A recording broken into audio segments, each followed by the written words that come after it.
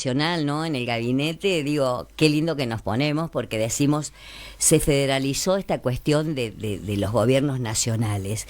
Y ayer con mucho gusto veíamos cómo Alejandro Cacase, un joven dirigente del radicalismo de nuestra provincia, es el flamante secretario de desregulación en el gobierno de Javier Milei. Hola Alejandro, ¿cómo va? Buen día, Raquel y el equipo te estamos saludando. Buen día Raquel, ¿cómo estás? Un gusto saludarte, hablar con vos. Creo que hace tiempo no conversábamos y como lo decís, es cierto, es muy lindo que entre un gobierno nacional donde, bueno, San Luis somos una provincia chica que es el 1% de la población, que uno de nosotros podamos estar participando de esas decisiones que afectan en definitiva a todo el país. Así que lo hago con mucho orgullo, con mucho sentido de la representación, con el peso también de saber el desafío que implica de un poco representar a los puntanos en esa tarea y con mucho sentido de la responsabilidad y la dedicación que esto implica, ¿no? Tal cual, tal cual. Bueno, Alejandro, la verdad que da la impresión de que el radicalismo resurge nuevamente, ¿no? Lo digo desde el ámbito de la política, esto que pasó en Corrientes con los hermanos Valdés, esto de los gobernadores unidos, esto de Cornejo en Mendoza, y esto de lo que pasa con el radicalismo, digo, ¿tiene que ver con el paso al costado del macrismo? Bueno, hay una reorganización fuerte de las fuerzas políticas actualmente. Uh-huh. Yo no sé si se lee tanto en clave partidaria, más bien es como que hay hoy dos modelos de país en pugna. Uh-huh. Uno, el que ha expresado el kirchnerismo, que bueno, nos llevó a estos niveles de inflación insólitos que tuvimos de más de 200% y que nos trajo mucha debacle en lo económico. Uh-huh. Y eso es lo que llevó al cambio que encarnó Javier Milei con la presidencia y que vino con el objetivo de estabilizar la economía, de terminar con la inflación, de generar desarrollo. Uh-huh. Y creo que eso ha reorganizado un poco esos polos, porque fíjate, entre las figuras que mencionabas, por ejemplo, Alfredo Cornejo, que creo que ha hecho una extraordinaria gobernación en Mendoza, Uh-huh. y también lo ha hecho con un modelo de ajustar las cuentas públicas, gastar con mucha racionalidad, tener también un marco regulatorio bien proclive a fomentar la empresa privada, las inversiones. Bueno, ahora por ejemplo él buscó hacer una alianza entre la UCR y la Libertad Avanza, que es la que va a competir en las elecciones ahora en octubre. Uh-huh. En otras provincias ha habido un desarrollo de una fuerza más local, más centrada en los temas provinciales y que ha llevado también en que en muchas de las elecciones provinciales en definitiva triunfaran también los oficialismos. Uh-huh. Es decir, no sé si como antes hay un realineamiento tan centrado en la estructura política partidaria, sino que creo que hay una pugna muy fuerte entre estas concepciones de la economía, del Estado o de lo que el Estado debe hacer, de la inserción de la Argentina en el mundo. O sea, notas todo el tiempo, y lo veo mucho en esta función que tengo, hay una constante discusión entre si tener una Argentina más proteccionista, cerrada, o tener una Argentina que esté más integrada con el mundo y permita más expandir el comercio internacional y se anime un poco más a competir. Y estas son las discusiones que en definitiva impactan sobre la política pública.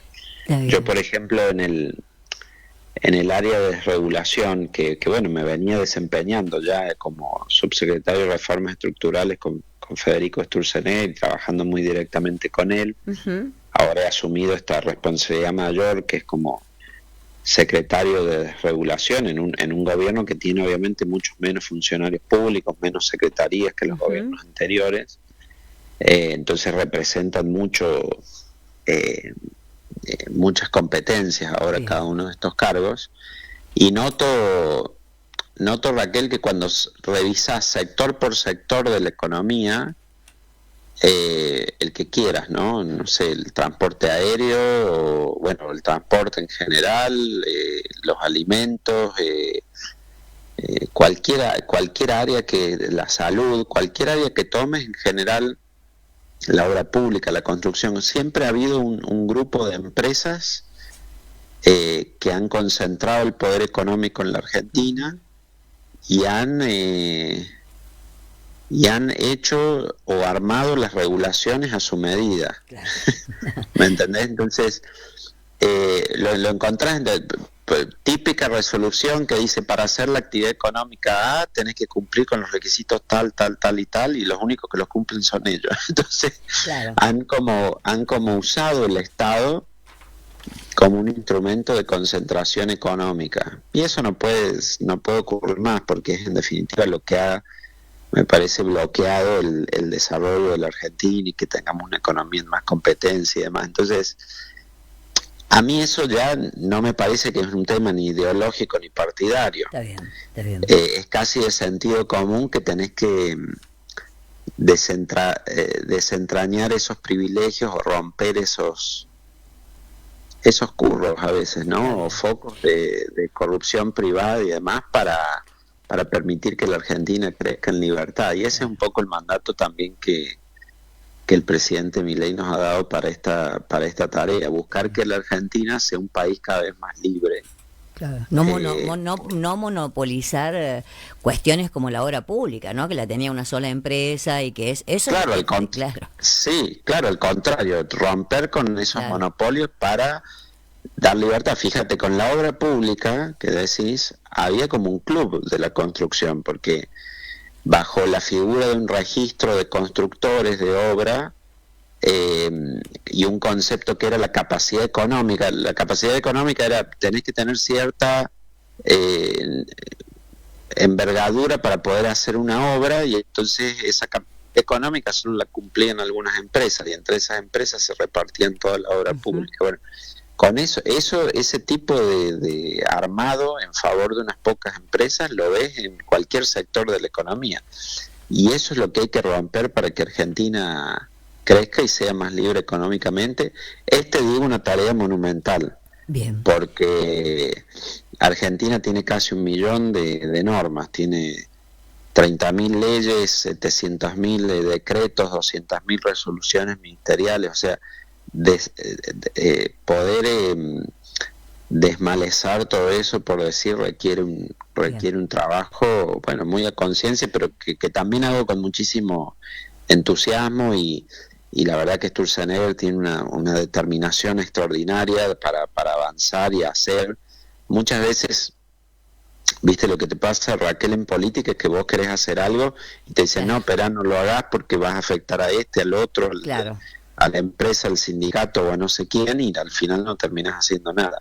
Claro. Y acá la verdad que tenemos un ministro que te dice: dale, vamos para adelante, hagamos, reformemos, y esa decisión es clave. Recién me preguntaba un oyente, ¿no?, sobre Albania, que tiene mucha corrupción, y que pensaban en una ministra de obra pública de IA, ¿no?, de la inteligencia artificial. Digo, qué pena que no pueda haber un hombre correcto, ¿no? Un hombre en el sentido figurativo de todo, ¿no? Un hombre correcto que pueda gestionar los bienes del Estado, ¿no? Los bienes de todos los argentinos, o de una provincia o de una ciudad, que es una gran pena. ¿Qué opinas, Alejandro, esto que pasó el domingo pasado en las elecciones, que el Gran Buenos Aires, que es el verdadero mapa electoral en todo el país, ¿no?, es donde se congrega la mayor cantidad de electores, esté en manos, vos me dijiste, del kirchnerismo o del peronismo? Y de este traspié que podría haber tenido la Libertad Avanza. Claro, bueno, por un lado creo que pasó algo esperable de las elecciones provinciales, es decir, en todas las elecciones provinciales anticipadas, prácticamente todas las elecciones provinciales que se vinieron sucediendo, ganaron los oficialismos provinciales o quienes ya gobernaban en esas provincias, y obviamente Buenos Aires la viene gobernando el PJ, y el PJ ha ganado las elecciones provinciales y también las elecciones nacionales ahí. Por lo cual, un poco que eso era de esperar. Bien. Creo que termina siendo un llamado a atención profundo porque, claro, las elecciones se separan, se hacen, se pone todo el foco, como decía, en la provincia de Buenos Aires, que además tiene el 38% de la población del país. Claro. Obtuvo el gobernador Kicillof una diferencia muy importante, y en la antesala de las elecciones nacionales se le busca dar un mensaje con eso nacional. Claro. En sí lo que se estaba eligiendo eran los diputados, senadores provinciales y los concejales, es decir, Bien. nada de lo que fue electo ahí toma las decisiones sobre el país. Las Muy decisiones sobre el país son las que van a tomar los diputados y senadores que sean elegidos en octubre. Pero me parece que fue muy buena la actitud de Milei de decir, claro. bueno, miren, esto es una derrota y esto implica que hay que hacer una autocrítica. Ujú.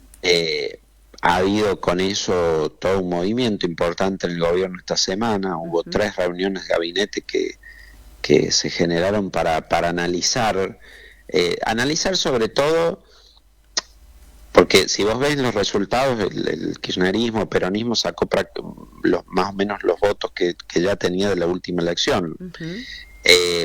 pero sí el oficialismo perdió votos. Entonces ahí hay una pregunta, decir, bueno, ¿por qué se han perdido votos?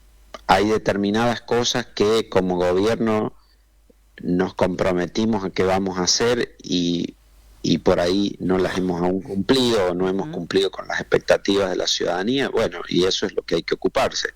Por ejemplo, que la economía ha crecido y la inflación ha bajado, pero ha crecido por ahí mucho en sectores que no generan tanto empleo y en otros que de los que depende el empleo está resentido, entonces hay que mirar con eso. Bien, bien.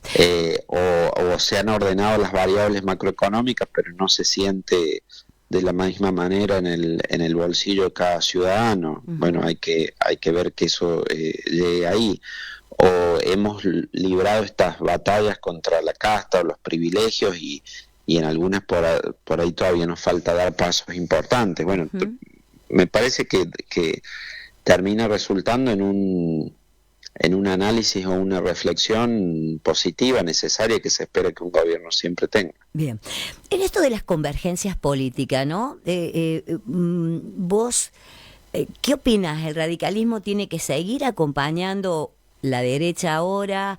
En San Luis, bueno, no sabemos bien porque hay otra convergencia política gobernando, pero ¿vos opinás que las convergencias son buenas, que unirse para poder gobernar distinto, de otra manera, con resultados distintos y de otra manera, son positivas? Sí, yo siempre he creído en los frentes porque creo que si un partido propone algo pero no tiene la capacidad de articular para llegar al poder, se termina siendo un partido testimonial que opina de todos los temas, pero no pone en juego su capacidad para gobernar o para gestionar. Por eso te decía que cuando hay grandes discusiones en la Argentina que se organizan en torno a polos de cómo ver la economía, ver las relaciones internacionales y demás, y uno tiene que hacer ese esfuerzo por integrarse en algo más grande, en el que por ahí puede no coincidir en el 100% de las cosas, pero permite tener una capacidad de gobierno, como lo hizo el radicalismo con Macri en su momento, y ahora creo que cuando se llegó al balotaje entre Milei y Massa, bueno, hubo todo un electorado del radical o que había acompañado a Juntos por el Cambio, había acompañado a Patricia Bullrich y demás, que dijo, bueno, esta es la vía como para que podamos lograr ese cambio. Y yo estoy seguro que, sobre todo en San Luis, 90-95% de los radicales acompañaron a Milei en el balotaje. Sí, sí. Entonces, creo que hay una oportunidad de cambio importante de la Argentina, que siempre tiene dificultades y traspiés y avanzás 3 pasos y retrocedes 1, porque bueno, es la naturaleza de cómo se toman las decisiones políticas, pero que es una oportunidad de cambio que vale la pena consolidar. y es lo que hace que yo esté acá también, la verdad. Obvio. Podría, no sé, hacer distintas cosas, pero si estoy acá en la función pública y acepté la invitación a integrar el gobierno y ahora asumir una mayor responsabilidad, es porque creo que este proyecto está encarnando esa vocación de cambio en Argentina. Bien. Y que tenemos que hacer todo lo posible para que le vaya bien, porque con que le vaya bien va a repercutir en definitiva en el crecimiento de todo el país. Seguro, seguro. Los gobernadores, algunos se quejan de la coparticipación. Vengamos a San Luis, que los dos somos de San Luis. A ver, ¿cómo es la coparticipación en San Luis? ¿Es tan baja o es mezquina o no ayuda para sostener la estructura económica que vivimos de ajuste en ajuste nosotros acá en San Luis? ¿Cómo lo ves vos que estás allá? A ver, busco ser lo más objetivo posible en esto, Raquel, porque la otra vez hablé y se generó como una polémica que no fue por mí ni buscada ni nada por el estilo. Yo con una nota que tuve con otro colega tuyo, simplemente busqué informar a nivel nacional el tema de las transferencias de la nación a las provincias. Bien. Que si uno ve la evolución del año pasado para acá, esas transferencias han crecido. Uh-huh. Y han crecido no solo en términos nominales, sino en términos reales también. Por ejemplo, uno toma los datos no solo del gobierno, sino que puede tomar datos independientes como los de la Oficina de Presupuesto del Congreso, que no dependen del Ejecutivo, y bueno, muestra que año a año, del primer semestre de 2024 al primer semestre de 2025, esas transferencias crecieron. Y crecieron, como te digo, en términos reales, es decir, aún si uno descuenta la inflación, el efecto del crecimiento de los precios y todo, son superiores. Luego, por supuesto que los gobernadores van a tener voluntad de tener más recursos y entonces dicen, bueno, nos gustaría tener más claro. O lo que recibimos no es el máximo que recibimos en la historia. Bueno, sí, no es el máximo que recibimos en la historia porque en definitiva se ha buscado reducir los impuestos y reducir el peso del Estado, y hay un compromiso que todos asumieron, que esto yo es lo que marco. Cuando Milei habla de la motosierra, de reducir el Estado, bueno, en un momento se firmó el Pacto de Mayo, y recordarás, estuvieron 22 gobernadores ahí en Tucumán, y no es hace un siglo, lo hicieron el año pasado, en julio, en Tucumán, y ahí todos firmaron que querían ir a un PBI de 25%, ¿no? Entonces, o sea, reducir el tamaño del Estado en la nación y en las provincias. Bueno, la nación ha hecho su parte y las provincias tienen que hacer la suya también. Y con esto, como te digo, no puntualizo en ningún gobernador, tampoco en el nuestro en particular. Uh-huh. Creo que ha hecho un esfuerzo San Luis y Claudio Poggi en hacer un ordenamiento importante de nuestra administración pública. Uh-huh. Solo como funcionario nacional que soy, obviamente, y parte del gobierno federal, transmito eso objetivamente. Las transferencias han crecido, las provincias están recibiendo más plata que el año pasado, y tomaron todos un compromiso de que haya un esfuerzo conjunto por reducir el peso del sector público en todo el país. Porque justamente en el streaming hay un título de un matutino de algo de las redes que dice: San Luis sufre una caída histórica en fondos nacionales, 8,90 menos en coparticipación. Y yo te había escuchado a vos también decir de que recibimos la coparticipación y con más fuerza. Digo, más allá del Pacto de Mayo, que todos acordaron en reducir y en ajustar. Sí, como te digo, es un dato objetivo y están los informes. No tengo la más mínima intención de entrar en ninguna polémica en eso, porque no, de hecho, bueno, nosotros en la provincia somos parte del gobierno provincial y orgullosamente estamos en la coalición porque sentimos que también está produciendo un cambio para San Luis. Sé que tenés otra nota y voy a ser más breve. Digo, ¿cómo ves el radicalismo en la provincia de San Luis y cómo te ves vos en el escenario nacional, habiendo otros sanluiseños en el gabinete. ¿Cómo te ves vos o cómo crees que te ven a vos y cómo ves el radicalismo en la provincia? Bueno, no hay ningún otro sanluiseño en el gabinete, al menos que yo sepa. No, pero digo, por ahí lo tenés a Bartolo Abdala por acá, al Negri por acá, digo, dentro del escenario del gobierno nacional, te digo. Claro, sí, no está en el gabinete o en el ejecutivo, pero están en el Congreso, sí. No, bueno, buena relación, con él en particular hemos conversado bastante recientemente y, a ver, siempre que un puntano pueda estar en uno de estos lugares, claro, creo que es un orgullo para todos, ¿no? Y el caso de Bartolo, que sea presidente provisional del Senado, es de una tamaña importancia y responsabilidad. Y todo lo que podamos hacer que redunde en el beneficio de la provincia también. ¿Y el radicalismo en San Luis cómo lo ves? ¿Lo ves como en el nivel nacional? Bueno, lo veo bien insertado también, porque un poco como hay un proceso de cambio a nivel nacional, también hay un proceso de cambio en la provincia de San Luis. Uh-huh. Y me parece que en eso el radicalismo se ubicó bien y se ubicó donde tenía que estar. Bien. ¿Te ves como el próximo candidato a gobernador en el 2027?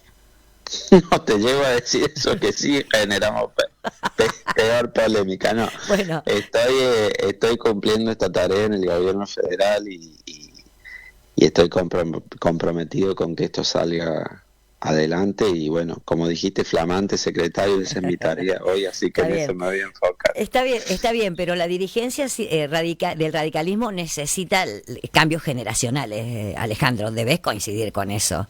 Basta, hace 40 años tenemos los mismos dirigentes del radicalismo, hay que dar espacio. Bueno, a ver, yo primero yo acompaño este proceso que tiene el partido a nivel provincial y hay muchas figuras buenas, interesantes. El presidente del partido es un joven intendente de mi misma edad, como es Juan Álvarez Pinto. Uh-huh.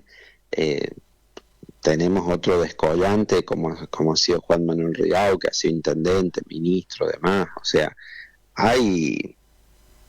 yo creo que hay figuras jóvenes en el partido muy, muy buenas y que perfectamente pueden ser nuestros representantes en distintas instancias y por supuesto yo también acompaño ese proceso. Bien, en esto de los gobernadores unidos, que ustedes tienen ahí gobernadores dentro de esto de Schiaretti, ¿cómo lo ves a Bayone ahí coladito, ahí como queriendo meterse en otra fuerza y saliendo de los Rodríguez A? No, bueno, qué sé yo, no tengo nada para decir de eso, lo conozco por supuesto a Andrés y sé que va de candidato ahora y bueno, son alineamientos que me parecen naturales que se den cuando se hacen los armados para una elección, ¿no? Me parece que es oferta que se le da a la ciudadanía para que después elija. Bien, la última. Cuando vemos los vetos a la cuestión de la universidad y al Garrahan, nosotros podemos tener una mirada, ¿no? Objetiva, subjetiva, porque somos sujetos. ¿Cómo ves vos? A ver, ¿te salís un poquito o dentro del mismo que vos estás con el papeleo ahí? ¿Cómo ves esto de vetar? ¿Ves como un paso cualitativo y decir, empecemos de nuevo y armemos de nuevo el contrato social? Me parece que tiene que haber una decisión consistente del Congreso sobre el uso de los recursos. Bien. Es decir, no puede haber continua sanción de leyes que aumentan el gasto y por el otro lado leyes que disminuyen los recursos. Por ejemplo, el Congreso sancionó la ley de ATN para que baja los recursos de la nación. Sancionó la del impuesto de los combustibles, baja los recursos de la nación. Pero por el otro lado sancionó la de universidades, Garrahan, discapacidad y sube los gastos. Bueno, eso lleva todo, el efecto conjunto de todo eso es el quiebre del Estado y del presupuesto. Uh-huh. Ahora el lunes se va a presentar el presupuesto y ahí tiene el Congreso toda la potestad para decir, ok, de esta torta que tenemos, tanto va para acá, tanto va para allá, y si eso se hace, se va a cumplir. pero tiene que ser con objetivos alcanzables. Porque imagínate que vos en tu casa, en tu familia, dijeras, bueno, mira, nos bajó la plata que tenemos, pero vamos a salir más al cine, vamos a comprar más ropa, vamos a ir más al supermercado, bueno, y todos van a estar contentos, pero es irrealizable. Bien, bien. Es un poco Bueno, así. la verdad que reconstruir la Argentina o reconstruir las instituciones, ¿no? Que están muy desinstitucionalizadas, la Argentina, San Luis, hay todo un proceso de perpetuidad de algunos políticos que no ha permitido por ahí aclarar algunas cuestiones. Esto va a llevar un tiempo bastante importante que a lo mejor Milei no se va a contentar con 4 años. Siempre los cambios requieren más tiempo del que uno quisiera, porque hay estructuras, hay privilegios muy enquistados que cuando estás acá en el terreno peleándolos y ves a este nivel los intereses que se juegan, ves también la dificultad que implica Bien. Romperlos o confrontarlos. Pero bueno, esa es la tarea a la que nos han llamado, así que hay que realizarla. Hay que realizarla. Ale, te agradezco muchísimo la nota, ¿eh? Hacía mucho Gracias que a no vos, Raquel, hablábamos. un gusto conversar Dale. y bueno, poder transmitir las expectativas que tengo con esta Bien. nueva función. Felicitaciones por el cargo, entonces. Muchas gracias. Dale, estamos en contacto. Gracias y excelente Anda. jornada para vos. Hasta luego. Bueno, ahí estaba, ¿no? Muy, muy objetivo, Cacase, porque claro, se cuida. Acá todo cae mal, ¿no? En las provincias, cuando vos lo conoces al dirigente político, lo que diga va a caer mal. Entonces ha sido muy cauteloso, muy cuidadoso. Bueno, es un hombre aprendido, ¿no? Si hay hombre probo en conocimiento, es Alejandro Cacase, hablando políticamente, ¿no? Un hombre de Harvard, un joven que tiene doctorado, posgrado, bueno, es una persona estudiada, ¿sí? Y que a lo mejor podemos decir, uy, el gobierno nacional, el que no quiera este gobierno nacional, que a lo mejor acá en San Luis lo quieren todo porque lo votó el 70%, así que no podemos hablar de San Luis. Acá en San Luis a Milei lo votó el 70%. Me olvidé de preguntarle de Becerra, justo me olvidé de preguntarle de Becerra si fue Yeta o no fue Yeta que fuera parte de esto por lo que se generó el domingo pasado. Pero si el 38% de los electores está ahí, bueno, se sabía. Un dato que no es menor es que el PJ o el kirchnerismo mantiene el mismo porcentaje de votos. Bueno, habrá que ver qué es lo que pasa. El cargo que tiene Cacase es un cargo que pone en vilo al gobierno todo el tiempo, ¿no? Desregular, a ver, acá está, acá no, esto sí, esto no, y hoy con un rango un poco más elevado. Lo más importante de todo es que nosotros vamos a poder decirle a nuestro conciudadano algún día pasarle la factura de si esto estuvo bien o estuvo mal, pero por lo menos que haya alguien muy abierto, es un tipo que lo deja trabajar, y bueno, veremos. Es decir, el cargo que tiene no lo tiene porque sí. No lo tiene porque sí, Cacase. No es que, a ver, que vamos a poner, bueno, vamos a un puntanito. No lo tiene porque sí. Creo que Cacase, con su capacidad intelectual, ha logrado imponerse dentro de casi todos los dirigentes radicales este lugar en la nación. 8 de la mañana, 44 minutos.